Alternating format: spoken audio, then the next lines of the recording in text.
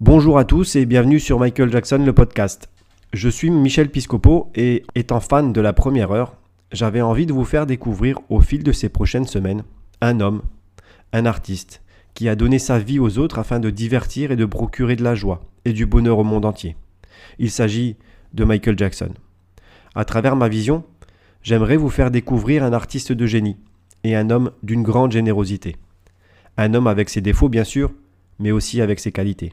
J'aimerais également rétablir une certaine balance qui, depuis de nombreuses années, a penché trop souvent du côté des scandales et de la honte pour faire d'un artiste de légende un monstre de foire. Parfois, mon point de vue semblera quelque peu naïf peut-être aux yeux de certains, mais peu importe. Ma vision est celle d'un admirateur, d'un passionné. Et ce, malgré les excès, les excentricités et les abus faits par Michael Jackson et relatés, et trop souvent, et exagéré par les médias du monde entier. Mon point de vue tentera d'être objectif malgré tout, car c'est le sentiment des fans de Michael en général, contrairement à ce que peut penser le grand public, mais sera souvent différent de la plupart des médias, à sensation ou pas. Le but de ce podcast est aussi de rétablir une vérité par rapport aux fans, aux admirateurs du roi de la pop. Non, tous les fans ne courent pas après une voiture aux vitres teintées afin d'apercevoir quelques centièmes de seconde leur idole. Tous ne sont pas hystériques à la vue de Michael Jackson. Tous ne campent pas sous les fenêtres des hôtels de leur star préférée en criant son nom. Certains gardent même très souvent un esprit très critique par rapport à tout ce qu'a pu faire Michael dans sa vie d'artiste ou dans sa vie privée. Les médias, une fois de plus, dépeignent les admirateurs de l'homme à la main gantée comme des fous furieux qui étaient prêts à tout pour le voir ou le toucher. Ce qui représente en réalité une minorité dans la masse de la communauté mondiale des fans de Michael Jackson. La plupart admirent l'artiste. Tout en essayant de le faire découvrir à d'autres personnes, ils vivent leur passion souvent seuls. Et pour cause. Michael étant un personnage très fort et relativement clivant dans la culture populaire contemporaine, et soit on l'aime, soit on le déteste. Il n'y a pas vraiment de juste milieu. Malheureusement, depuis son décès le 25 juin 2009, de nombreuses zones d'ombre entourent encore et toujours le mystère Michael Jackson. Bien sûr, je ne prétends pas détenir toute la vérité sur sa vie et sa carrière, et encore moins sur sa mort. Malgré tout, ma vision, je l'espère, vous permettra de rentrer dans un monde différent, grâce à un podcast différent, pour un artiste différent. Un monde loin des scandales et de la honte, mais plus proche d'un homme, d'un être humain, qui a subi toute sa vie la pression médiatique et celle de sa famille. Sachez également que cette série de podcasts, l'un des rares podcasts sur Michael Jackson en français, est extrait de mon livre Michael Jackson, mon étoile, disponible sur Amazon en format livre numérique. Et c'est en décembre 1987, à Noël plus précisément, que je découvre réellement Michael Jackson. J'avais entendu parler de lui quelques années plus tôt, à l'époque où le monde entier n'avait qu'un seul mot à la bouche, Thriller. J'avais également vu la vidéo qui avait tourmenté mes nuits et celle de millions d'enfants comme moi. Michael et ses morts vivants me terrorisaient. Billie Jean, Beat It et Thriller furent immédiatement des classiques aux yeux du monde entier. La terre entière voulait voir ce jeune homme de 25 ans, alors que moi, moins je voyais ces monstres, mieux je me portais. Et pourtant, quelque chose m'attirait, indéniablement.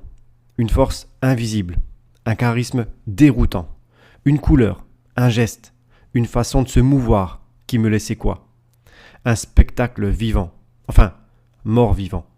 C'est avec ces images que j'ai grandi et que beaucoup d'enfants des années 80 ont grandi. C'est donc réellement en 1987 que ma rencontre musicale avec Michael Jackson commence. Pour Noël, ma mère m'offre une cassette audio, et oui, on est en 87. Sur la pochette se trouve un jeune homme à la veste zippée et au visage fermé. Son regard est perçant, hypnotique. La pose qu'il prend fait penser aux voyous des banlieues américaines de l'époque. Il se donne l'air d'un gros dur. Sur le côté gauche, on peut y lire Michael Jackson. Par-dessus, on y a ajouté 3 lettres à la bombe de peinture rouge vif. Bad. Je me tourne alors vers ma mère pour lui demander ce que cela veut dire, car mon anglais était déjà à l'époque très approximatif. Elle me répond qu'elle ne savait pas trop comment traduire ce mot, hésitant entre mauvais et méchant. Quel programme! À partir de ce moment, je n'avais qu'une seule hâte. C'était de pouvoir commencer à écouter ce mystérieux album. Par chance, j'avais eu, ce même Noël, un radio réveil cassette. Je m'isolais donc afin de tester mes nouveaux cadeaux. Dès les premières notes de l'album, je sus que Michael Jackson ne me quitterait plus. J'avais 9 ans. En 1969, 9 ans avant ma naissance, Michael Jackson et les Jackson 5 débutent leur carrière. Il semble évident que ma passion pour le petit leader du groupe n'était pas encore présente. Ce n'est que plus tard, au cours des années 90, que je me suis réellement intéressé au phénomène Jackson 5. Lorsqu'on suit le parcours de Michael, on apprécie forcément sa carrière au sein de la fratrie familiale, quand il n'était encore qu'un enfant. Sa participation au sein des Jackson 5 et sa carrière solo sont bien différentes, mais indissociables. Âgé d'à peine 10 ans, le jeune Michael est un surdoué du monde du spectacle. Ses performances vocales, ainsi que sa présence scénique hors du commun, fait de lui une vraie machine de guerre.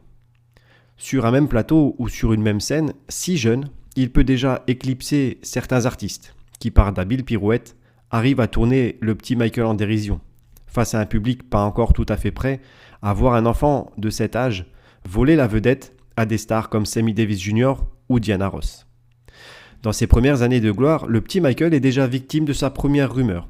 Il impressionne tellement le public et les artistes qui se produisaient sur les mêmes planches que lui, que le bruit court qu'il s'agit d'un nain de 45 ans ou d'un elfe dans un corps d'enfant qui chantait et dansait. Ces tubes planétaires comme I Want You Back ou ABC sont devenus aussi légendaires que son interprète. Les chansons des Jackson 5 ont été diffusées pendant près de 30 ans sur les radios internationales. Avec le temps, ces chansons ont laissé place à de la musique plus actuelle. Belle réussite tout de même pour un groupe qui, à l'origine, a été exploité par sa maison de disques comme un vulgaire produit commercial faisant de la bubblegum soul afin de plaire à la jeunesse américaine, toute race confondue. Mais avant d'en arriver à ce stade, revenons un peu en arrière afin de comprendre comment s'est créé ce phénomène.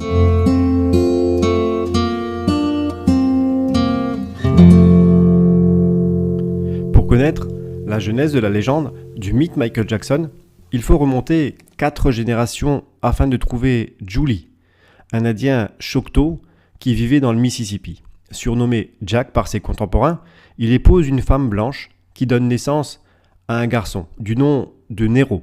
Ce dernier devint à l'âge adulte esclave dans les plantations du Tennessee. Il fut surnommé le fils de Jack par ses pères. C'est donc ce même Nero qui donne ce nom au reste de la famille. Nero, Jack, son, est devenu Jackson au fil du temps. Suite à la guerre de sécession, l'esclavage est aboli en 1865, ce qui fait de Nero un homme affranchi. Il est si libre qu'il profite de chaque instant afin de connaître les plaisirs charnels avec de nombreuses conquêtes.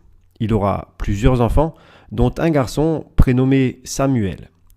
Avant d'être connu comme étant le grand-père paternel de Michael Jackson, Samuel quitte sa famille très jeune et part pour l'Arkansas où il fait des études pour devenir enseignant. Plus tard, dans l'établissement dans lequel il exerce son métier de professeur, il s'amourache d'une jeune étudiante du nom de Crystal Lee. Elle donnera à Sam 6 enfants.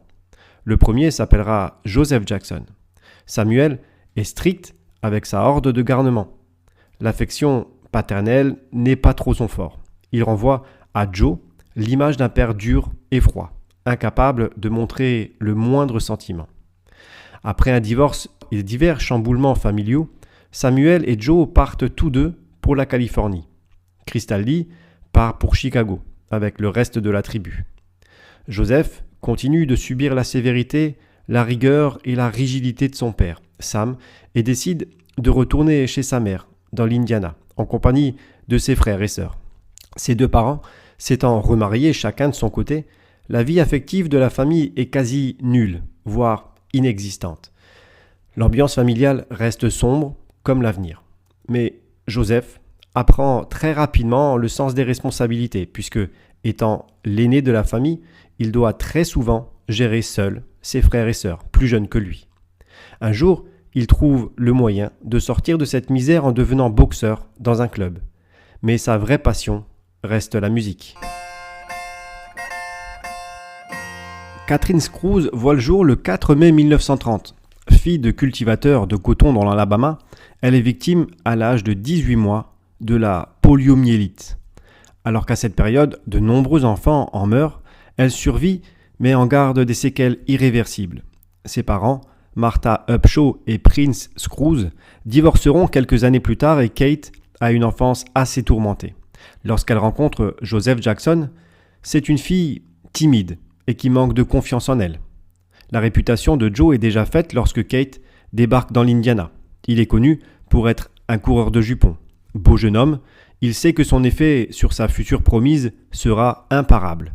Mais il déchante rapidement quand Catherine Scruggs lui avoue ne pas vouloir d'un homme marié. En effet, Joseph est effectivement déjà engagé avec une autre jeune femme, mais refuse cet échec.